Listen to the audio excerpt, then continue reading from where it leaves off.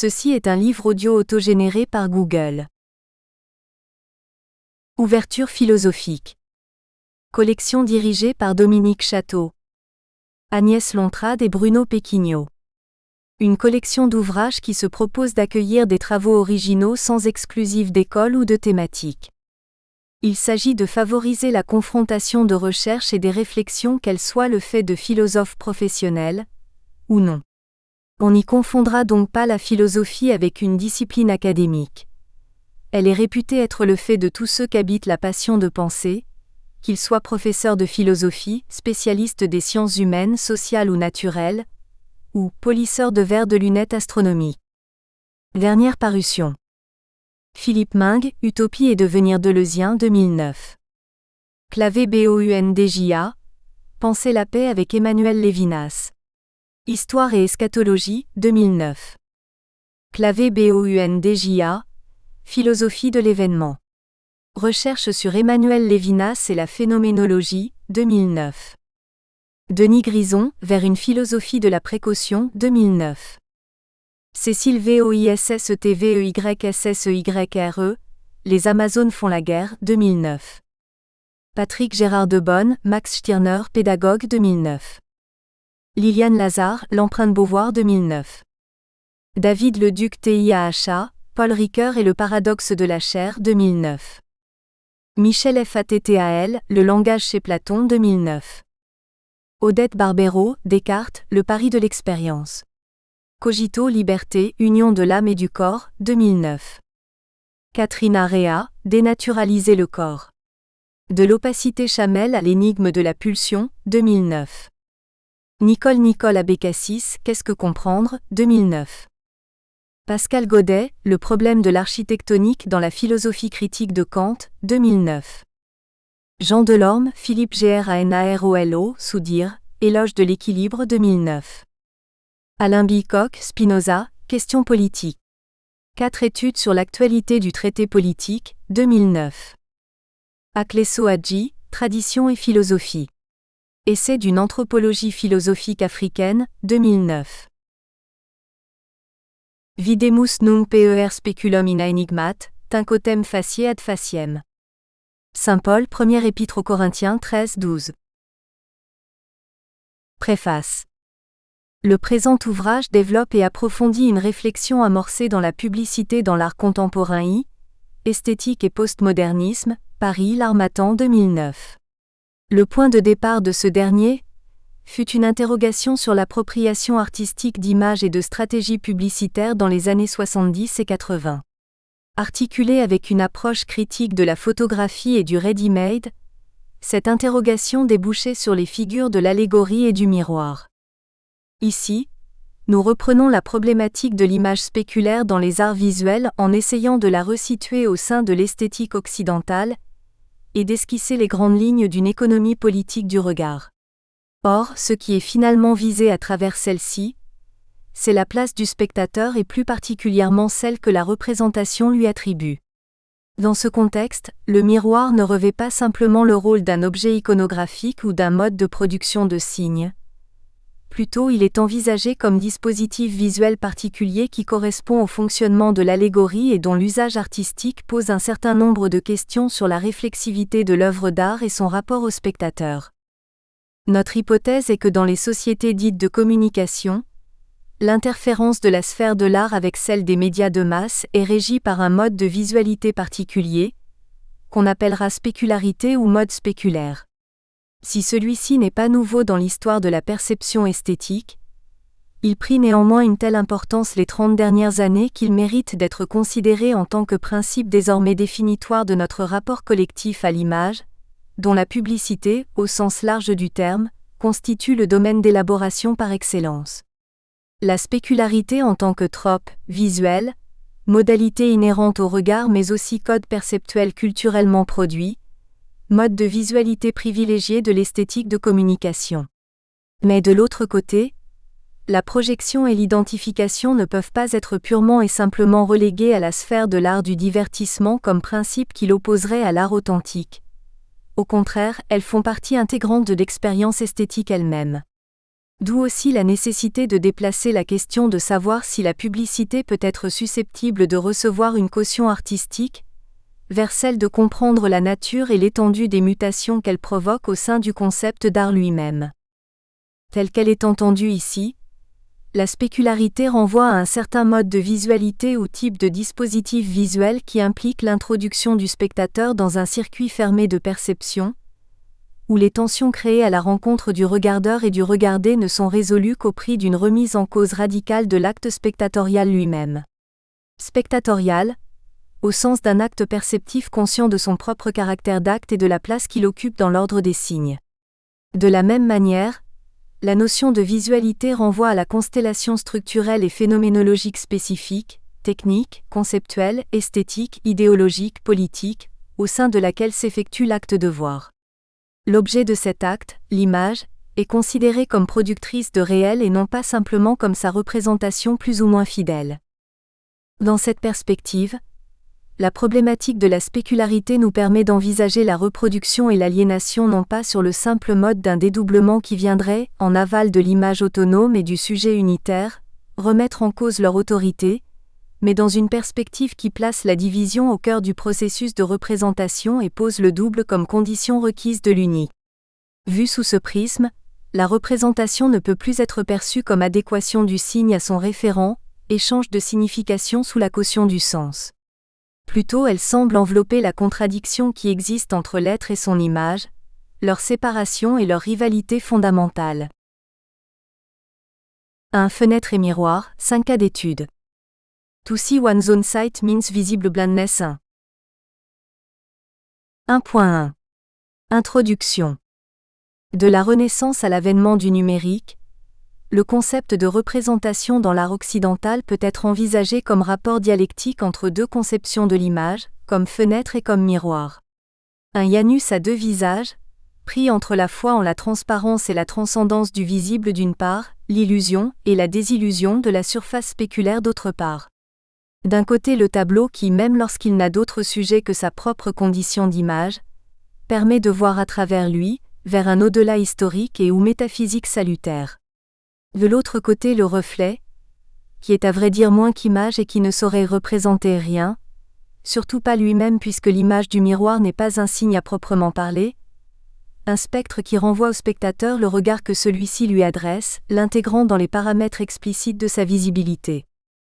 L'intérêt de l'image publicitaire consiste en sa qualité de catalyseur dans la réactivation de la confrontation entre ces deux approches, ou perspectives de la représentation, qui parcourent l'histoire de l'art et qui reviennent dans des constellations chaque fois différentes, définissant le champ visuel à l'intérieur duquel l'objet artistique opère.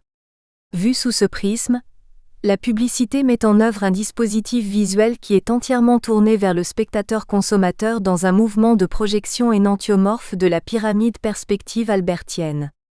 Dans l'esprit classique, le point de fuite du tableau définit aussi la place idéale occupée par le spectateur. La boîte optique de Brunelleschi établit l'équivalence structurale dans le système, entre le point de vue et le point de fuite pour la production, Vorstellung, des apparences peintes et ou leur réception par l'œil contemplateur, Darstellung. Elle établit l'équivalence du regard et de l'œil en ce sens qu'elle soumet le regard à l'œil, à sa loi géométrique et optique 2. Mais ceci est justement une manière de garder le spectateur en dehors de la représentation, d'instaurer cette distance qui attribue sans équivoque les rôles de sujet et d'objet. Devant le miroir en revanche, le spectateur se trouve autant en face d'une image que dans l'image. Il est regardeur autant que regardé.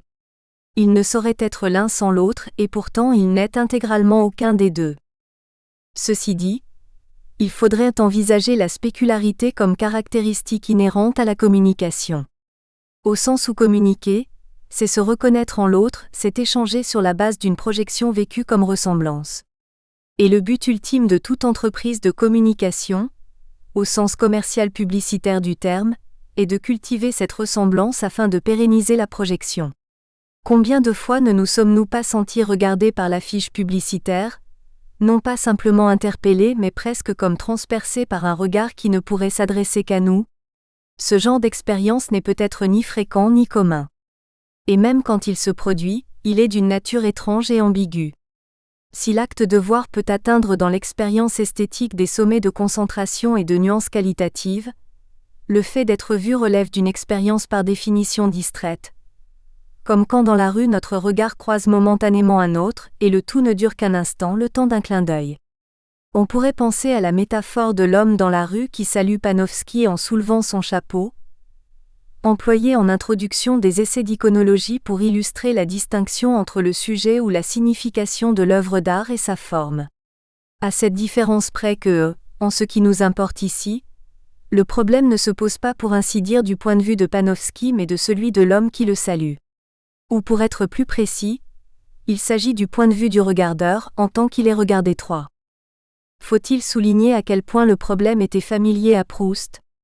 On remarquera cependant qu'il le formule parfois en des termes qui en contiennent la théorie.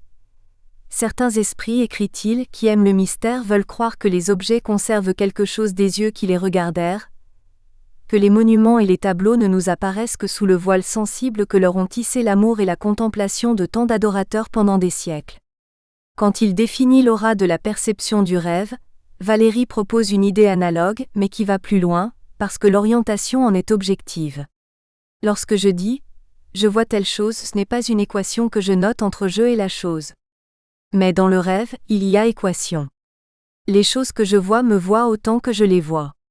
Par sa nature même, la perception onirique ressemble à ces temples, dont le poète écrit « L'homme y passe à travers des forêts de symboles, qu'il observe avec des regards familiers. 4.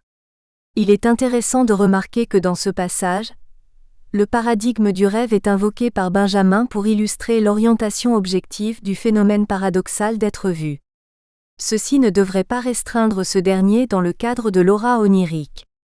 Plutôt c'est sur le caractère objectif qu'il faut mettre l'accent, prenant le rêve comme une métaphore usuelle pour introduire le feedback du regard dans l'expérience quotidienne. Mais qui est regardé ici ? Et qui regarde ? Et encore, qu'est-ce qu'il regarde et d'où le regarde-t-il ? Qu'est-ce qu'une fenêtre ? Et qu'est-ce qu'un miroir ? 1.2. Premier cas, Picture for Women ou le tableau derrière le miroir. Comme bon nombre d'artistes contemporains, Jeff Wall s'appropria systématiquement le dispositif publicitaire du caisson lumineux pour la présentation de ses Cibachrome 5. Considérons un instant Picture for Women, 1979, dont la composition reprend le schéma pictural du triptyque, figure 1. Le dispositif, on ne saurait plus simple et rencontré à maintes reprises dans l'histoire de la photographie, consiste à poser un appareil photographique face à un miroir 6. On est donc devant la photographie d'un reflet, et non pas de la réalité. La différence, imperceptible mais parce que évidente, tient à l'inversion de la droite et de la gauche. Par exemple, l'artiste porte sa montre sur la main droite avec laquelle il appuie aussi sur l'obturateur. L'appareil photographique posé sur son trépied définit non seulement l'axe vertical central qui stabilise la composition, mais aussi celui sagittal, qui part de l'objectif et traverse le plan de l'image pour aboutir dans l'œil du spectateur et autour duquel se développe un chassé-croisé de regards. La femme, à gauche, regarde dans le miroir le reflet de l'objectif, donnant l'impression qu'elle regarde le spectateur droit dans les yeux. C'est cette femme que regarde l'artiste mais pas directement, seulement à travers son reflet dans la glace. Malgré le fait qu'on soit devant un miroir, personne ne regarde son propre reflet, personne ne parvient à se voir, sauf le seul œil aveugle de l'image, celui de l'appareil. La place et le regard du spectateur s'identifient à ceux de la chambre noire, qu'il trouve, non sans un certain sentiment de dépossession, juste en face de lui. Son œil est l'œil de l'appareil mais l'appareil est en même temps de l'autre côté. Serait-ce affirmer que son regard serait projeté lui aussi de l'autre côté de l'image, qu'il serait déjà de l'autre côté du miroir ? 1.3. Deuxième cas, les Ménines ou le miroir derrière le tableau. Voici une autre image qui semble poser un problème similaire, figure 2. Tellement de choses furent dites et écrites sur les Ménines de Velázquez 1656, qu'il semblerait superflu d'y rajouter une ligne. Nous nous permettrons néanmoins un certain nombre de remarques. De premier abord, l'œuvre relate une séance de pose. À l'extrémité gauche de la scène, l'artiste se représenta lui-même en train de peindre une toile, dite endotopique, dont nous ne pouvons discerner que le châssis. Plus à droite mais pas exactement au centre se trouve ce qui de toute apparence est un miroir, à moins que ce ne soit un autre tableau, sur lequel deux personnages, un homme et une femme, viennent se refléter. Enfin, à côté de ce miroir-tableau se trouve une ouverture réelle, une porte à moitié ouverte, ou à moitié fermée, ça dépend du point de vue et ceci indépendamment du fait que l'on pense ou non à la porte de Duchamp, et les premières ou les dernières marches d'un escalier où se tient un homme énigmatique. Est-il en train d'entrer ou de sortir ? D'une manière générale, on s'accorde à dire que le tableau se donne comme dispositif de mise en abîme de la peinture dans et par la peinture, une allégorie picturale dont le sujet est sa propre condition de représentation. Mais au fait, qu'est-ce que Velázquez y est en train de peindre ? Le tableau qu'on a sous les yeux, ou plutôt un portrait du couple royal, dont nous pouvons voir le reflet au fond de la scène ? Car il semble que l'œuvre met en place un dispositif visuel qui fonctionne comme une sorte de chambre noire, un piège à regard mis en marche à travers l'imbrication de deux systèmes différents d'inscription, l'un pictural et l'autre spéculaire. Le problème d'inversion spéculaire posé par cette toile fut déjà souligné. On avança que, pour peindre les Ménines, Velázquez aurait eu recours à l'utilisation, voire à tout un assemblage de miroirs qu'il aurait par la suite tenté de masquer. Il se peignit par exemple droitier mais représenta l'infante telle qu'elle serait vue dans un miroir 7. Ceci dit, un éventail de possibilités s'ouvre au spectateur. Si le cadre qui abrite l'image du couple royal est effectivement celui d'un miroir, le spectateur occupe devant le tableau la place que devaient occuper le roi et la reine lors de la séance de pose 8. Si par contre il ne s'agit pas d'un miroir mais d'un tableau, il y aurait non pas un mais deux tableaux endotopiques qui se feraient face 9, le tableau miroir et la toile que Velázquez est en train de peindre. Mais surtout qu'il s'agisse d'un tableau ou d'un miroir, c'est l'ensemble des Ménines, la composition entière qui se donne à voir comme surface miroitante, tout comme chez Wall, la peinture d'un reflet. Le système d'imbrication qui en découle peut être résumé de la manière suivante: un tableau dans un autre tableau, un miroir, représenté en peinture dans un tableau dans un miroir, les Ménines en tant que représentation d'un reflet, et enfin un miroir, l'image du couple royal dans un autre, les Ménines. L'image du roi et de la reine serait dans ce dernier cas le résultat d'une double réflexion, la droite et la gauche y recouvrant leur réelle orientation. Soit la scène est la réalité et le couple royal un reflet du réel. Soit la scène est un reflet du réel et le couple royal le reflet d'une peinture. Soit la scène est un reflet du réel et le couple royal un double reflet, c'est-à-dire la réalité en peinture. Mais peut-être la première sensation qu'on a devant ce tableau, c'est qu'il y manque quelque chose et ceci est précisément le blind spot. L'angle mort, littéralement point aveugle, du spectateur, car c'est vers lui que l'image entière est tournée. Comme la femme chez Wall, c'est lui que semble regarder le peintre, l'infante, la naine et Nieto, le personnage vacillant entre le dedans et le dehors, le devant et le derrière au fond de la scène. Or justement, qui regarde ici ? Qui est le spectateur ou mieux, quelle est sa place ? Ce qui revient aussi à demander, d'où à partir de quel point de vue Velázquez peignit-il les Ménines ? Si le spectateur se situe maintenant là où devait se situer le peintre lors de la séance de pose, ce qui s'accorderait avec l'hypothèse que l'analogon pictural du second est en train de peindre les Ménines, le reflet du couple royal et Nieto sont derrière lui dans la réalité, le miroir supposé devant lui donnant à voir le double reflet du couple et celui simple de Nieto. Si l'on identifie par contre la place et le point de vue du spectateur avec ceux du couple royal, ce qui s'accorderait avec l'hypothèse que le tableau endotopique en est un portrait, autant le miroir dans lequel il se reflète que Nieto et le peintre se trouvent devant lui, c'est-à-dire qu'il regarde son image inversée dans le miroir mais Nieto et Velázquez tels qu'ils sont objectivement 10. Or il y a ici un double bind, une double impossibilité. D'une part l'impossibilité pour le spectateur peintre de voir ce que nous voyons, sauf à travers la médiation du miroir comme imbrication de reflets. Et d'autre part l'impossibilité, inhérente au blind spot, qui fait que le spectateur roi se situe à un point aveugle par rapport à son propre champ de vision, ne pouvant se voir dans la glace et y conserver simultanément son orientation objective. Le double reflet que nous sommes en train de voir est invisible pour le roi et la reine, de la même manière que leur simple reflet est invisible pour le peintre.